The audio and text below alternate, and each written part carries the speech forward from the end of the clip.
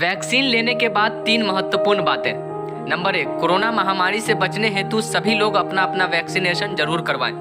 Number 2, नेताओं की भीड़ पर ताली, जनता की भीड़ पर लाठी, ऐसा क्यों? नंबर 3, जब वैक्सीनेशन नहीं करवाने पर पंचायत चुनाव में उम्मीदवारी रद्द हो सकती है तो पंचायत स्तर पर बना हुआ स्वास्थ्य केंद्र बंद क्यों? देखिए वीडियो पूरा और ज़्यादा से ज़्यादा शेयर करिए। अगर आप ये देखेंगे, सड़कों पर जाएंगे तो किस प्रकार से लोगों से बिना मास्क के नाम पर अच्छी खासी मोटी रकम वसूली जा रही है। वही चीज़ अगर आप नेताओं की रैली में जाएं, नेताओं की भीड़ में जाएं, वहाँ पे किसी भी तरीके की कोई सख्ती नहीं मिलेगी। लेकिन जब सरकार आपसे ये कह सकते हैं, इस तरीके की बातें कह सकते हैं कि वैक्सीनेशन करवाएं नहीं तो आपकी उम्मीदवारी रद्द हो सकती है, इस तरीके की बातें चलती है, तो इस बीच में एक बात और निकल कर के सामने आना चाहिए कि जो भी पंचायत स्तर पे है, जो भी ग्रामीण क्षेत्र में बने स्वास्थ्य केंद्र है, उसकी स्थिति क्या है वो हम सब बखूबी जानते हैं। बिहार में 534 ऐसे स्वास्थ्य केंद्र हैं जो बंद पड़े हैं। सरकार स्वास्थ्य केंद्र पर कितना ध्यान दी है और कितना काम की है, कोरोना महामारी की दूसरी लहर ने सारी पोल खोल करके रख दी है।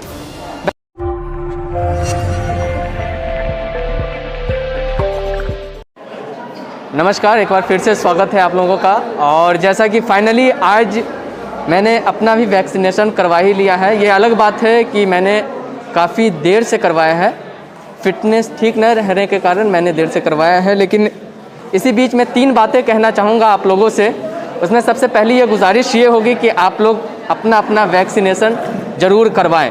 दूसरी बात ये है कि जिस प्रकार से कोविड को लेकर के जो सरकार की व्यवस्था थी और जिस प्रकार से कोविड को लेकर के जो सरकार के पूरा तंत्र काम कर रहा था, उसको हम लोगों ने काफ़ी नज़दीक से देखा है। सबसे पहली बात तो अभी दूसरी लहर कहीं ना कहीं ख़त्म होने के कगार पे है।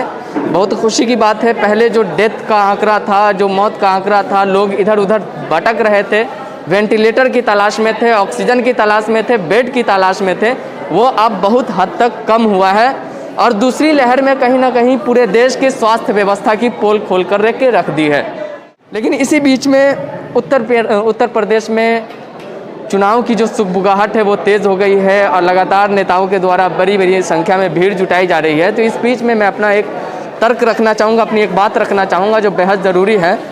अगर आप ये देखेंगे, सड़कों पर जाएंगे तो किस प्रकार से लोगों से बिना मास्क के नाम पर अच्छी खासी मोटी रकम वसूली जा रही है। वही चीज़ अगर आप नेताओं की रैली में जाएं, नेताओं की भीड़ में जाएं, वहाँ पे किसी भी तरीके की कोई सख्ती नहीं मिलेगी। लेकिन अगर कोई टेम्पू चालक, ऑटो चालक या फिर कोई दिहाड़ी मजदूर अगर आपको सड़कों पर बिना मास्क के मिल जाता है तो उससे किस प्रकार से पैसे काटे जा रहे हैं, कैसे चालान काटे जा रहे हैं उसके। एक तो पहले से ही उसकी हालत ख़राब है, उसके बावजूद भी उसकी जेब पर कैसे चोट पहुंचाया जा रहा है, ये समझने वाली बात है। और यही चीज़ मैं पूछना चाहूँगा कि सरकार ऐसी कार्रवाई किसी भी नेताओं के जनसभा पर क्यों नहीं करती है। बिहार में भी कई जगहों पर आप देख सकते हैं कि लगातार बड़ी बड़ी संख्या में भीड़ जुट रही है, लेकिन ऐसी कोई भी कार्रवाई नहीं आपको देखने को मिलती। लेकिन यही चीज़ अगर आप सड़क पर उतरे, कैसे टेम्पू चालक को, ऑटो चालक को और दिहाड़ी मजदूरों को डंडों से पीटा जाता है, फिर यही बात नेताओं के जनसभा में एप्लीकेबल क्यों नहीं होता है। तीसरी चीज़ मैं ये कहना चाहूँगा, जिस प्रकार से ये खबर चली कि अगर जो भी प्रतिनिधि हैं, चाहे जो भी प्रत्याशी हैं, पंचायत चुनाव में हिस्सा लेना चाहते हैं तो वैक्सीनेशन करवाना आपको आवश्यक होगा, अनिवार्य होगा, अन्यथा आपकी प्रत्याशी जो आप उम्मीदवारी होगी वो रद्द हो सकती है। इस तरीके की खबरें चली।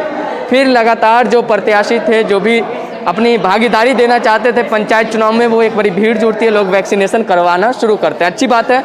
मैं बार बार ये कह रहा हूँ कि वैक्सीनेशन को लेकर के जो भी भ्रांति फैलाई जा रही है, उस भ्रांति में, भ्रामक खबर पर ध्यान न दें और वैक्सीनेशन अपना अपना ज़रूर करवाएं। अपना भी वैक्सीनेशन करवाएं और अपने परिवार वालों का भी करवाएं। लेकिन जब इस तरीके की खबर चली तो मेरे जहन में एक बात ये भी आई कि जब सरकार आपसे ये कह सकते हैं, इस तरीके की बातें कह सकते हैं कि वैक्सीनेशन करवाएं नहीं तो आपकी उम्मीदवारी रद्द हो सकती है, इस तरीके की बातें चलती है, तो इस बीच में एक बात और निकल कर के सामने आना चाहिए कि जो भी पंचायत स्तर पे है, जो भी ग्रामीण क्षेत्र में बने स्वास्थ्य केंद्र है, उसकी स्थिति क्या है वो हम सब बखूबी जानते हैं। आपको स्टेट हेल्थ सोसाइटी की आंकड़ों के मुताबिक अगर हम उसकी रिपोर्ट को कोट करें तो उसके मुताबिक बिहार में 534 ऐसे स्वास्थ्य केंद्र हैं जो बंद पड़े हैं। तो कहीं ना कहीं आप भी ये सवाल कर सकते हैं कि हमारे यहाँ, हमारे पंचायत में, हमारे ग्रामीण क्षेत्रों में भी ऐसे बंद पड़े स्वास्थ्य केंद्रों की सुविधा बहाल हो। अगर इसकी सुविधा बहाल होती है तो हम लोगों को काफ़ी आसानी होगा। अभी जैसे हम लोगों ने देखा कि एक महज छोटे से जुकाम बुखार के लिए, सर्दी बुखार के लिए लोग इधर उधर भटक रहे थे, लोग इधर उधर एक दूसरे का सहारा ले रहे थे। अगर कहीं ना कहीं यही ग्रामीण क्षेत्रों में बना स्वास्थ्य केंद्र चालू होता तो जो भी ग्रामीण क्षेत्र में रह रहे लोग हैं उनके लिए कहीं ना कहीं ये बहुत बड़ा रामबाण साबित होता। लेकिन सरकार स्वास्थ्य केंद्र पर कितना ध्यान दी है और कितना काम की है, कोरोना महामारी की दूसरी लहर ने सारी पोल खोल करके रख दी है।